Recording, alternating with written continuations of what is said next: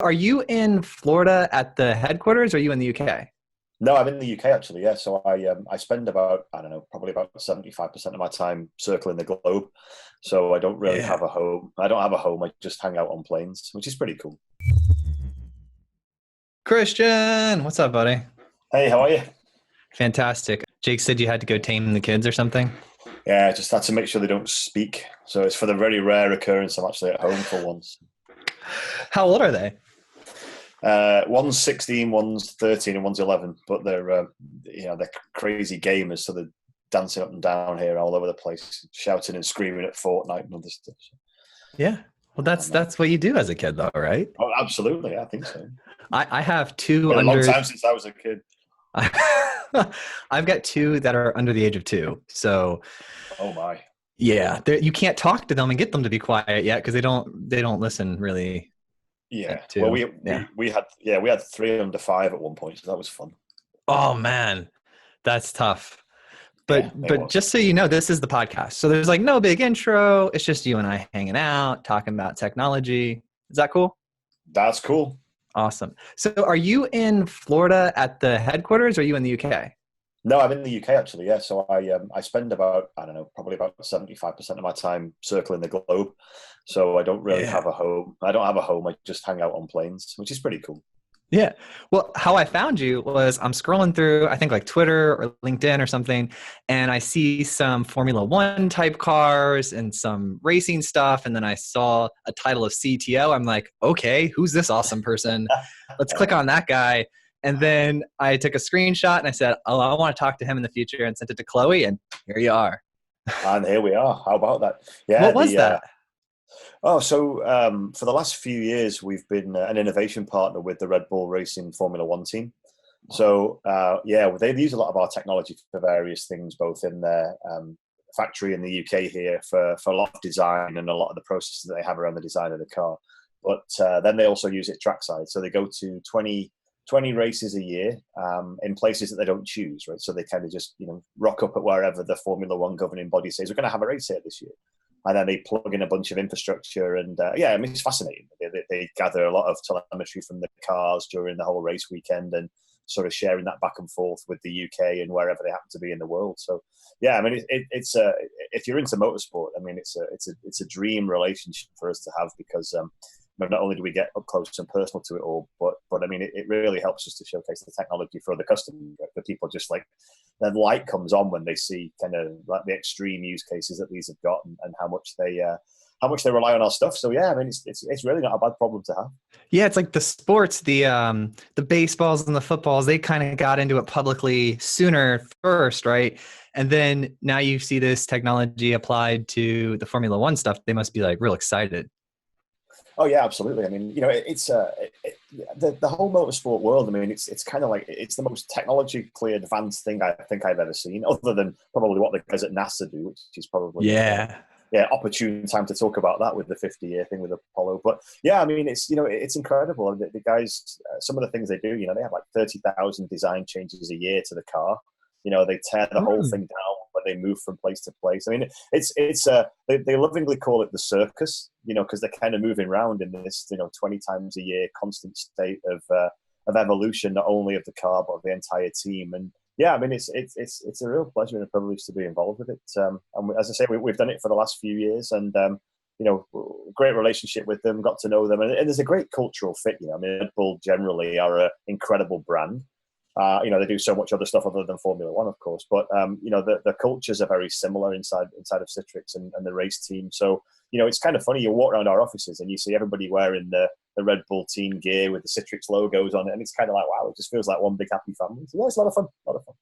That is amazing. 30,000 design changes to the car a year. That reminds me, I was talking with CTO of Salesforce. He was saying how they basically rebuild their entire systems like quarterly or several times a year. And I was like, whoa, I was really surprised by that. That's interesting.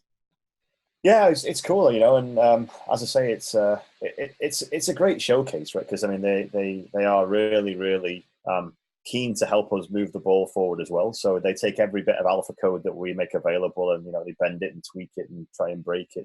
And the good thing about that is it features then in our mainstream releases. So however we can help push the envelope with those guys, it benefits all our customers. So yeah, it's just such a great relationship, and I think I was really fortunate to fall into that as the exec sponsor for it. So yeah, I don't know how that happened, but the guys were smiling. Yeah, I know, right? It's not something you want to change. Now, does this whole Red Bull thing that we're talking about, does it fit into the concept of, redesigning digital workspaces and how you're reimagining that? Oh, 100%. Yeah. I mean, if you think about some of the use cases that these guys have got inside the team, I mean, the number one thing that you experience above all else is just how paranoid every team is about their intellectual property. Because if you think about it, I mean, they're talking about literally trying to shave 1/100th of a second off, which is the difference between winning and coming second. And nobody ever remembers who came second. So everybody wants to win and win.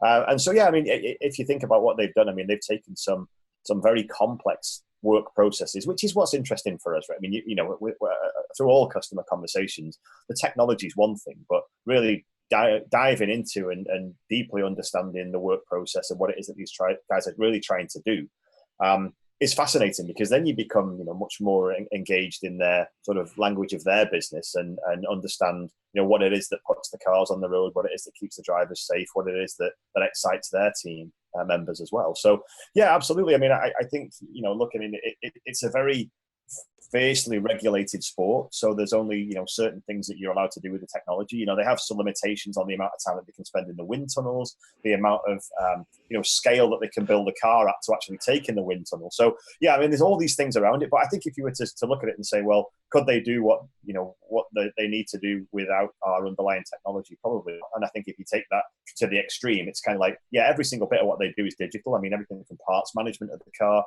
the additive manufacturing that they do, it's just mind blowing. But I think that's the direction of a lot of customers that we see going in this truly sort of digital way, which really is all about increasing productivity, right, and making sure that getting stuff done in the most efficient way is kind of front and center. So yeah, it's fun times. They limit the amount of time you can spend in the wind tunnel? Yeah, absolutely. So there's in fact they have limitations now on the amount of processing power you can use for simulation. Because that's where my next question was going. I was saying, if they're going to limit your wind tunnel, let's just simulate it. Yep. But so you'd think so, right? But then the problem with that is that then you're actually limited to, let's call them cycles of compute that you're actually allowed to use, which is regulated by the Formula One governing body. So yeah, I mean, it's and of course that's trying to keep some level of fairness, right? Because obviously there's the teams at the top, the Mercedes, Ferrari, Aston Martin, Red Bull Racing, that kind of have a lot of good resources, good money. And of course it's a business, right? So the higher you come in the table, the more money you get, and the more money you get, the more investments you can make. So yeah, I mean, it's not like it looks on the TV when you see the cars just go around. You think that's kind of cool. They must have good drivers. There's a whole, I mean, it's like an 800 person team behind the guys at Aston Martin, Red Bull Racing, just doing incredible stuff. We should get together with Netflix and you should do like a behind the scenes tech of like what happens at Red Bull Racing. Yeah, well, so there was a Netflix series that was done, or was it Prime? It was Amazon Prime or Netflix, whichever one, that was all about the F1 season of the year before last. Last year, whichever way around. So they released an 8-part series, which was like really giving you in-depth look behind some of the teams and what it was actually last season, what was going on. Some insight into the lives of the drivers and what they have to do, outside of driving the car. And then it followed a couple of the teams very closely, including Red Bull. And it's just a phenomenal sport. I'm sure all sports are the same when they're behind the scenes. But I'm a massive Manchester City soccer fan, so there was another documentary done on that as well. So I've been pretty lucky actually at getting all this behind the scenes stuff from Prime and from Netflix. So long may that continue. That's awesome. You would like my grandfather. We got to the United States from Greece because he was a professional soccer player. And then he landed in Miami down near Fort Lauderdale. And in the off season, he would work at the docks, right? Because he needed something to do. And then he got into powerboat racing, and then he won the world championship for powerboat racing in like 1988. Wow. Well, offshore powerboat racing. Oh, yeah. Mm-hmm. Yeah. With Don, he was a co-pilot with Don Johnson, who is like a popular movie guy, but then also in boat racing. Yeah, the guy from Miami Vice, right? Yeah. Yep. Yeah. He was like throttle. I think Don was the steering person, and he was like the throttle person, and then there was a third person. I don't remember. But so it was like Crockett and Tubbs for real life. Right? I love it. Now your kids, you said a couple of them are getting older, right? Are any of them showing interest in tech or programming? Oh yeah, so my son, in fact, I just got his school report. Actually, it's kind of funny. He's now the same age I was when I got my first PC. Oh, well, my first computer actually, it wasn't called a PC back then. And his school report was kind of like, hey, he's done great, but like this guy's got such a super keen interest in anything to do with computing or computers. He's actually been holding the computer club and teaching these guys how to do JavaScript and stuff. So he's 11. Right? So he's been, he started off with a thing called Scratch a while back, which is kind of a very straightforward, kind of early programming or introduction to programming, very, very simplistic.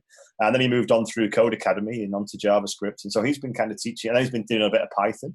So yeah, I mean, now the funny thing is I was never really a brilliant programmer. I did it and had to do it as part of the courses that I did. But this guy's just got such an aptitude for it. But he's probably got more patience than me. I didn't have a lot of patience for stuff that didn't work.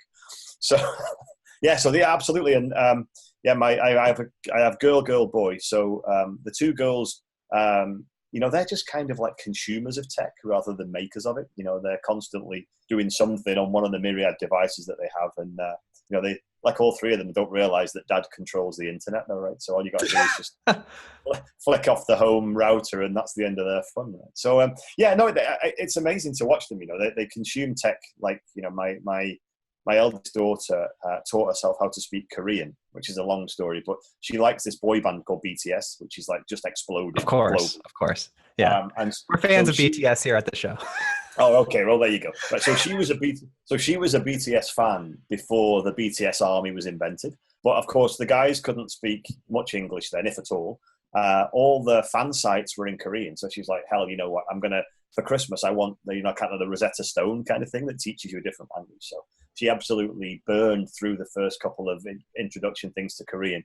So now she has Korean video pen pals. And so she spends her time talking to them in English and they speak back in Korean. So they're kind of learning each other's language. So yeah, so you walk past the bedrooms in my house and it's like, you could be in 3 different countries. It's crazy.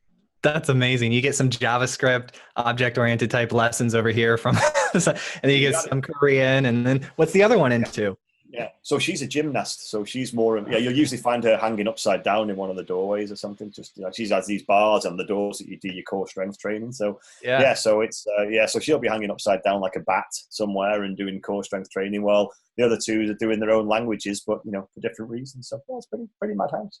My wife has gotten into the silks. Have you seen the silk things that they hang from? Yeah. So that's what she does every week. She goes with her friends and hangs up the silks and then does the crazy stuff. So I love it. And so I'm curious to know, like right now, I'm going to take it back from family stuff back. Well, actually, before we go back to work stuff, you mentioned that you got into a little bit of programming younger. But was programming your first like introduction to technology, or was it like a lawnmower? Like what got you into technology? Yeah, so I had the very first Atari home video game unit, right? Like I guess most people my age probably did. And I remember playing Pong and playing the sort of the tennis game, which was kind of a, I don't know even know if it was 8-bit back then, but it was just basically 2 squares and, a square and 2 lines that you control with a dial thing. That was fascinating enough. But then in 1983, I got my first home computer, which in the UK, there was a mass market computer made, which came about the same time as the Commodore VIC-20 and, some of the early sort of Sinclair, a little bit later than the 81, but right about that same time where home computers were kind of new. And it was an offshoot of the British Broadcasting Corporation called the BBC. And the BBC computer was intended to be deployed in schools, round about. Really? That was kind of like one of the earliest. In fact, there was some kind of partnership with Acorn Computer. I can't remember exactly how it worked. That was a long time ago now. But yeah, so basically the idea was that these home computers, which came in a Model A and a Model B, and the Model A had 16K of RAM, and the Model B had 32K of RAM. So if you could afford a Model B, you were like, wow, you were the talk of the street. And so, yeah, I bought that. And I remember opening at Christmas and connecting it all up to, it was connected to a TV back then. And it had a cassette player that you would load the games on and whatever. But it came with its own language, which was a derivative of BASIC. And BASIC's is such a great language to learn if you want to get into just, sort of functions and structured procedures and so on and so forth. But I was more interested in what was in it. So I took it apart on the day after Christmas Day. And I remember my mum coming downstairs and she was like, what the hell are you doing? I've just, this is a brand new computer. I just want to see what it does. So I just took the entire thing apart because I was fascinated by what was in it. And, back then I didn't know, the one part of the chipset from the other. I could just about identify the inbuilt speaker that was in it, which was a really tinny kind of little thing that was welded on the side there. And it actually had a Rockwell processor in it. So it was obviously long before Intel came on the scene with PCs. And so I started to learn BASIC, and you could buy a book that came with it that would have there was 100 programs in it where you could do everything from fractal design, or you could run random sequences for number generation. I mean, just a fascinating introduction. And so, that was really where I think my passion ignited, because I was then fascinated by how all this stuff worked, and then went on to buy my own EEPROM blower a couple of years later, which allowed me to sort of take the programs that I'd learned to write and then burn them onto EEPROMs and then stick them inside a sideways ROM board that went onto the main motherboard itself. So this thing ended up being like a really tricked out, imagine it being like some kind of voodoo laptop that you'd see nowadays. But yes, I mean, that was 1983, 84. And then I went on to help build the school's Ethernet system, which was a very rudimentary kind of, way to connect these BBC computers together through a thing called Econet. Again, that very, very simplistic networking. And, from there, just kind of thought, hey, this is kind of cool, and realized I had somewhat of a passion and perhaps an aptitude for it. And the rest is history, I guess. Nice. So then you do some schooling, you end up, did you go have you been at Citrix for a super long time, or did you have some other interests? No. So I actually started my career, my first placement was at a company called Technology PLC, which is based in the UK. And eventually that was subsumed somewhat into ICL and then into Fujitsu. So it's a bit of a long story. And then Fujitsu. Yeah. So that was a big company, of course. So that was, I started off doing systems engineering when I was 21. So that was basically, you take over an account, as they were called. So this would be one of the big banks or one of the big industrial companies. And then you would be effectively responsible for kind of the technology platform associated with what they were trying to do. So I did that for a year or so. And then I actually left and joined an engineering construction company. So I spent 21 years, or just short of 21 years, in an engineering and construction company, working through pretty much every department related to IT, and then being involved in some really iconic projects around the world, and taking different levels of responsibility, different team leadership roles, becoming more conversant with different parts of IT on the business side, on the finance side, on the pure technology side, on the application side, on the system side. And yeah, kind of just went all over the place, really. I'm kind of unique because even though I was in one company for a long time, it was a very, very big company. And within that, there were lots of opportunities to do different things. And I was kind of a little bit of the kind of guy who'd always put his hand up and say, hey, I'll go do it. When somebody would say, hey, we need to go to, Uzbekistan, or I'll be like, I'll go. Just because I love travel. And I love the thought of being in different countries and learning different cultures and understanding what it takes to build IT infrastructures in different countries was a heck of a learning experience. So yeah, I mean, I was very fortunate. I fell into the job. I didn't know much about the company when I joined them. They just actually acquired another company in my hometown, and it turns out to be one of the biggest companies in the world, based in San Francisco. So I then ended up moving to America and lived there for a long time. And so I guess when you make those decisions 20 odd years ago, you never know how it's going to pan out. But luckily, it was pretty cool. So then the story goes, which is interesting. Citrix was a big strategic vendor to us when I was at Bechtel, and I got on with all the Citrix guys really well. The leadership team, we built a lot of very, very cool stuff using core Citrix technologies, very much similar to Red Bull, but on a much bigger scale. And then, eventually, and I always joke to people in the customer world now and I say, hey, if you do a good job with our technology, we'll hire you. And so that's exactly what happened. And I joined Citrix as CTO about 4.5 years ago. Amazing. Dude, that's so exciting. I like your attitude too, because you were up for new opportunity. You were willing, how can I jump in and be useful? These are excellent traits. Now, how does your team look? Do you lead a team at Citrix? Yeah, so we've got the CTO office, which is, by design, a very nimble organization. So the way I like to explain it is kind of, if you take and it's never quite the same on any day, but there's really kind of 4 key elements to it. So about 25% of our time is spent wondering about the future. So, we kind of look at key trends, not just in technology, but also some socioeconomic trends. We're heavily invested in trends around, the future of work. And I know it's kind of a cliche, but it's important to understand, what will work look like? How will it get packaged? Where will it get done? Who will be doing it? Because there's so many interesting trends that are to do with the human element of work rather than just technology. So, we spend a lot of time looking at that and trying to figure out where that's heading. About 25% of our time is spent directly with customers, which of course, due to the background of some of the people on the team, they've all come from large customer environments. So it's a very natural thing for us to go do there in the field sort of side.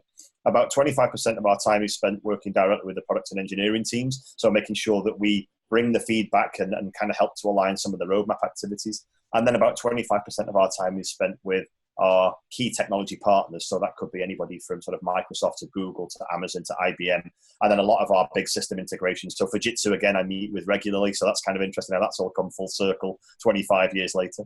Guys like DXC and so on. So yeah, I mean, it's a great. Oh, you know DXC? They're in Tampa. Oh, of course. Yeah. So yeah, I know their people. Yeah. Yeah. So, I mean, it's great. We have a very, very lightweight team, but a very capable team with lots of great different experiences. And I think, as we mentioned before, when you kind of go around and look, lots of people have come from a certain background and have done really, really well. But I think the people that we've got, they've kind of got a mixed background, some technology, some business, some customer experience. We've got a really light team, I would say, but that's by design. We don't want a big, heavy, amorphous, massive people just trying to convince the world that they should be doing stuff.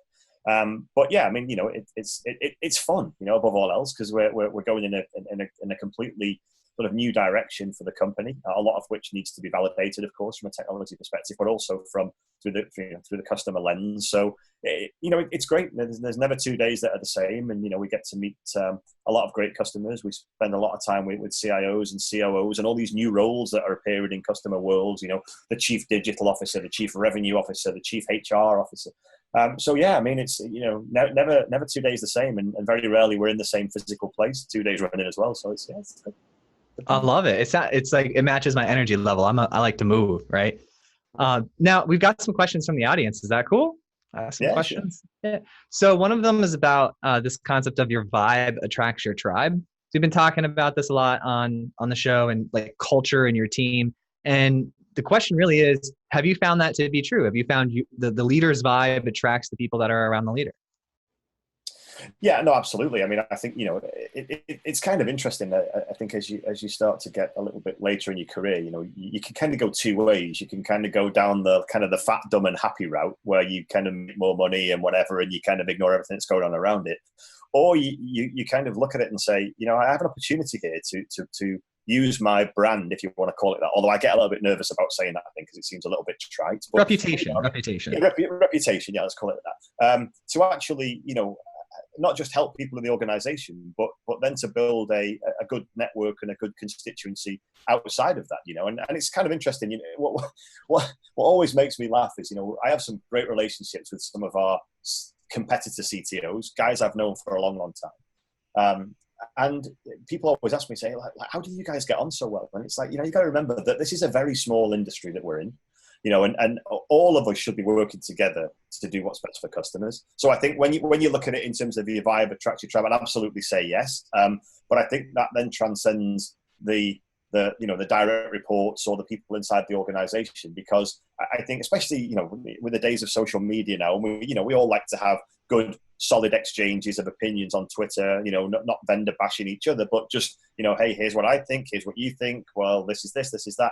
And I think when people look at that from a third party, they actually look at it and say, you know what, these guys are pretty good. They're intelligent, they're articulate, they've got their own points to make. And, we can kind of get behind these guys as a customer or as a partner or as a potential employee. So yeah, I think it's critical, I mean, I have 2 very, very simple goals in life, which is, just meet everybody on the level that you meet them on, whether it's the janitor or the CEO.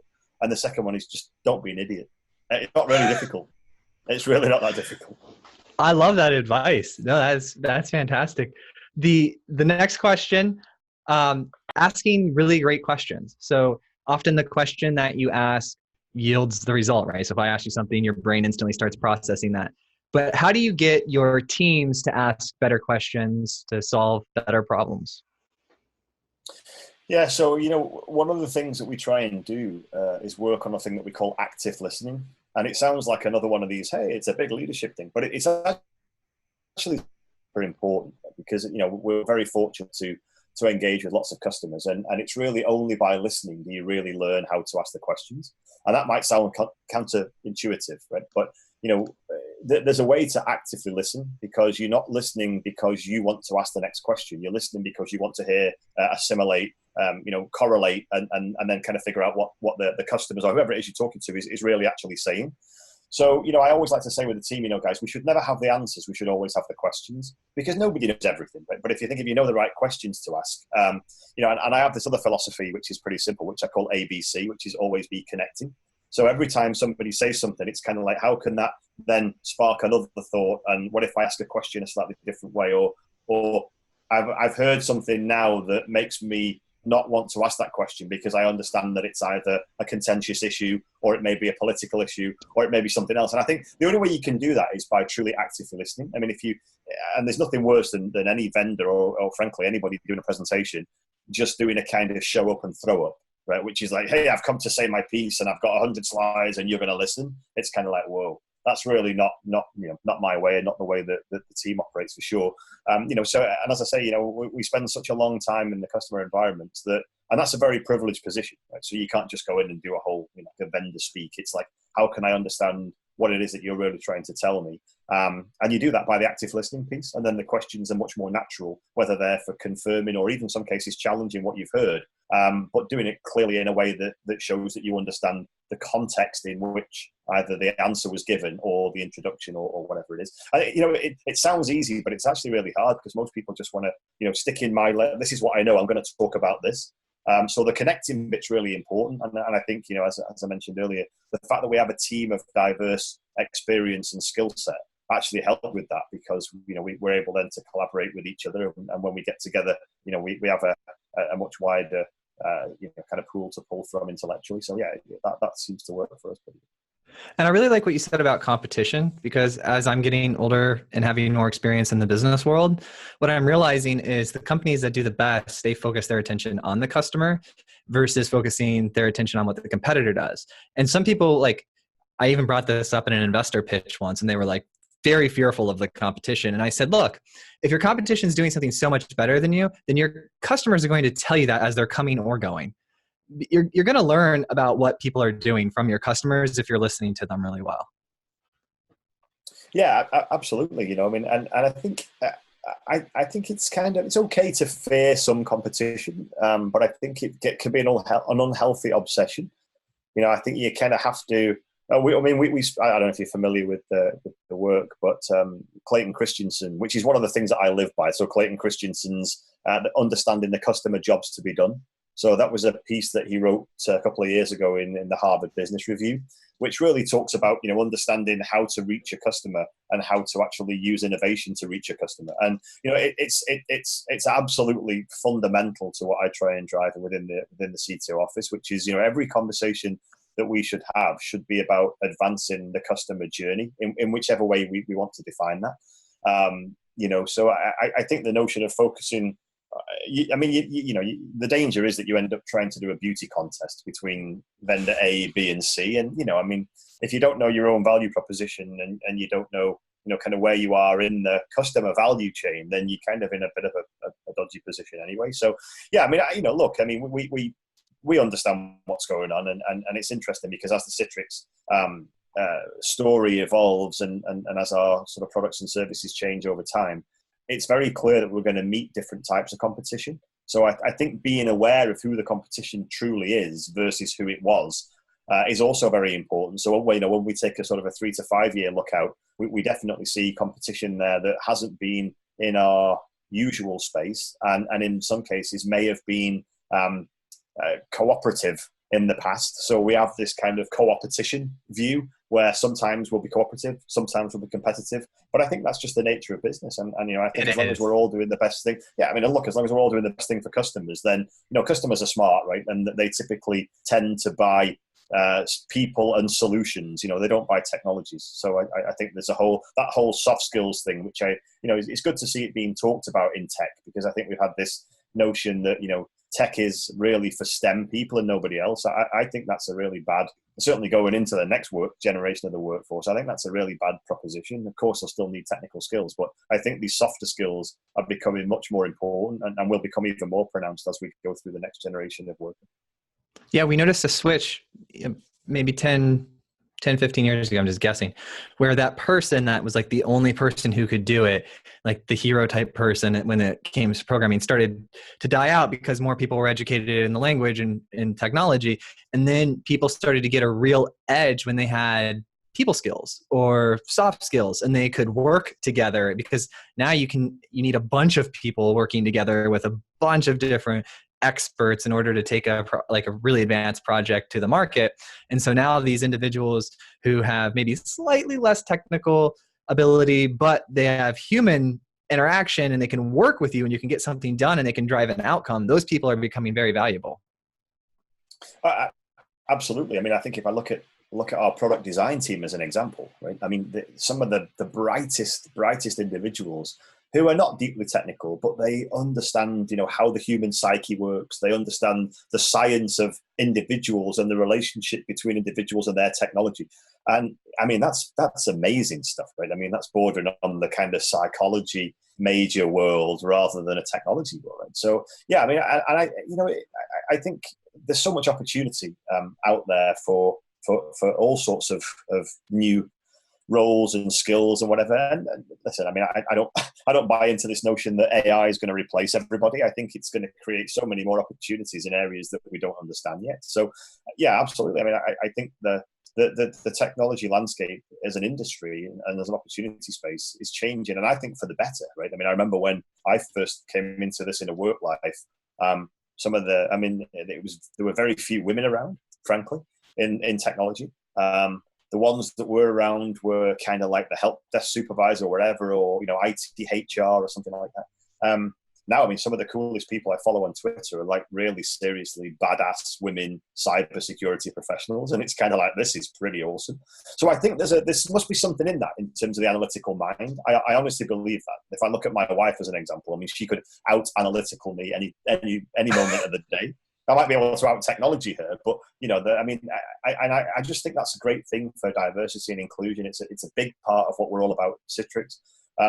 So I think opportunity abounds, and it's going to get even more interesting as all these roles that are currently unfilled begin to double or even quadruple over the next decade or 15 years. And we're going to have this massive gap, in terms of opportunities versus the people that can fill them. And so, I think as an industry, it's wise of us to make it more open, to make it more inclusive, and to actually appreciate that, these soft skills are a critical part of what we're going to need as an industry going forward. Absolutely. And when you were talking about AI and some of the fear there, it reminded me about when in the United States, when the internet was coming out, everyone was super fearful that the post office and people would stop using mail because you had email, and that we would just completely lose the post office and shipping would go down and that would crumble. And actually the exact opposite happened. It amplified the number of packages being sent because now people were selling items online and they were communicating and getting to know other people. And so that increased the mail level. And so that was really interesting, because when you're talking about, okay, everyone's scared AI is going to take over everything, the exact opposite might happen. It might actually create significantly more jobs. Yeah, absolutely. And that's a great point you raise about the kind of the growth in online. What I've also noticed, obviously we study some of the trends that I mentioned earlier, like contingent worker and gig economy. I can tell you that pretty much everything that I order from any kind of online capability that I use usually ends up being delivered by somebody who's using either their own car or their own little van to deliver that on behalf of XYZ. It's not in some cases it is the big guys that you'd expect, kind of the UPSs of the world and the DHLs of the world. But, I could tell you at least certainly from the things that I buy, from a T-shirt to a book or whatever, they get delivered by all sorts of means, right? So I think there's an interesting network effect there of some of these technologies, and that of course is the obvious ones like Uber and so on. But I think that's a really interesting trend for us to watch, not just because of the impact of online, but just the way that work will evolve. You think about things like Fiverr as an example, Etsy is another example. All these things where people use their skills to create something that's easily marketable and easily sellable. It's fascinating. So I think all these opportunities that spring up are going to be myriad compared to what we've seen before, and we should be looking at technology as the enabler of something, not anything to be frightened of, I think. I agree. We should look at it as an enabler, not something to be frightened of. Now, your team, we've mentioned a couple things that we like and how we like behaviors that we have as individuals that are successful. But I'm curious, like what stands out to you? Like, let's say in your CTO office, your group of people, like what's a behavior or some sort of trait that stands out? And when you see that, you think to yourself, I want to invest some time into that person. I see a bright future for them. Yeah, I mean, I think I'm a big fan of change agents. I've been called that in my career historically. I've been lucky enough to have had lots of good mentors over my time that have enabled, my kind of challenging of status quo and wanting to do things differently. I think fundamentally one of the biggest, certainly in my opinion, one of the biggest traits that you can have as a leader is to identify the change agents and put them in roles and positions where they can be most effective. And, it's interesting because most change agents that I've seen and the ones that are in my team, certainly, they don't have big teams of their own. They're just very capable of understanding how to build relationships, how to build trust, how to build constituents, and how to very cleverly look at things in a different way and bring people along. And I think that's a skill. And to this day, I don't believe that's anything you can teach. I think you can identify and nurture it, but I don't think you can actually teach that. I think like a professional curiosity, like I had when I was at Bechtel and still have now, which is, I'll put my hand up and go anywhere around the world because I want to learn how things work somewhere else. And I'd like to believe that we could have an impact all over the world. And so I think to do that, professional curiosity where you're constantly challenging, you kind of have this thirst for not just knowledge, but you have a thirst for experience and you have a thirst for making an impact. I think that, along with being a change agent, are definitely the things that I look for. Because, as I said, we have a small team by design, but it's very impactful if you look at the kind of number of touch points that we have through the organization. And, you can't do that by hierarchy or by org chart or by, corporate architecture. You have to do that by people who are invested in the mission, who understand what it takes to get the job done, who are self-starters, who are change agents, and, frankly, are a bit bonkers to want to spend half their life on a plane. But that's okay. I mean, that's a perfectly good trait. Yeah, because they don't see it like as half their life on a plane. That's like an attribute of something else that they're after. They see it as the change that they're creating in the world, and that's just something that's a part of it. Right? Yeah, absolutely. I mean, the planes at that point is a tool of the job. Right. I love it. So as we start to wrap up, let's say I'm going to give you a hypothetical situation here. We'll have a little fun. Let's say you're working out at the gym, right? And as you're walking back to your car, in front of you pulls up Elon Musk. Okay. He's got the brand new 2020 Tesla, and the door opens and he's like, hey, you want to hang out? You say yes, you go hang out. He takes you to the SpaceX factory, right? And he's got this curtain. He pulls back the curtain, and there is a time machine. Now, here's the thing. So you're going to go into this time machine, and you're going to go back to the exact moment where you were taking apart that computer, where your parents were like, what are you doing? Why are you taking apart this computer? And you get to give yourself one piece of advice for the future. What would it be? Oh, man. I would hope that on the trip back there, which is 36 years, in the time that it took to get there, Elon would also have invented a here's some more patience capsule that you could swallow on the way back, right? And so when I land there and I start taking that thing apart, my next 36 years is littered with a bit more patience, because I think if I, the benefit of age not only is slowing down, but wisdom comes into it. And, I look back and I was impatient because I knew what I wanted to do. I knew what I wanted to be. I always wanted to be a CTO. Not because of the title, just but because of the things that it can do materially. To change, technology, or to change your way, or to change your customer. I was very fortunate in Bechtel, because we built some things that really are iconic and help to change economies and change the landscape of countries. And, it's a bit like the famous Steve Jobs phrase where he said, "I want to put a ding in the universe." I don't think I'm anywhere near that, but I had that same passion and that same desire, but I was just so impatient. I didn't want to sit and wait and learn. And it was like, hey, why am I not doing this now? I'm ready for it. So, and I think that's an okay trait to have, but I know that I probably upset a few people along the way because of my impatience, which was nothing more than passion and want and willingness, but maybe not channeled in the way that most people would understand that. They probably just thought I was like, I don't know, a bee in a bottle. I don't know, but that's okay. I mean, I've chilled out a bit now, and now I appreciate that. But again, it was certainly not intended in any other way than just wanting to go out there and get some stuff done. So hopefully the patience capsule that I swallow on the way back to 1983 will set me up for the next days. It was the opposite. There was an issue with the patience capsule, and it turned out to be like a motivation capsule. So now you've like tripled your amount of energy. There you go. That's usually how it goes with those types of experiments, right? Absolutely. Awesome. Absolutely. Well, thank you so much for coming on and hanging out. I'll have Jake and Chloe like loop back with Jenna and let you know when we publish the episode and the clips and all of that. Also, I don't know if you make your way around to Sweden very often, but there is a guy there named Ben.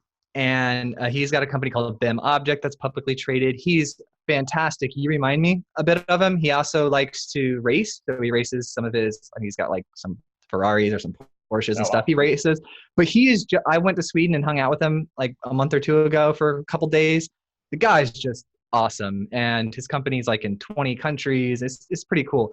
But I will send him the Formula One series that you were telling me that's like behind the Formula One. I'll be like, I talked to Christian today. This guy's pretty cool. Follow him on Twitter, and then maybe introduce you guys. But I don't know. I just like to introduce people that I think would get along together. That'll be great. I appreciate that. Thanks a lot. Thanks for the opportunity. It's been great fun. Thank you so much. Have a great day. All right. Yeah, take care. Thanks for watching this interview. I hope it brought you a ton of value. If you liked it, give us a thumbs up. Don't forget to subscribe and leave your thoughts in the comments below. Tune in to the Modern CTO channel weekly for more amazing videos just like this one.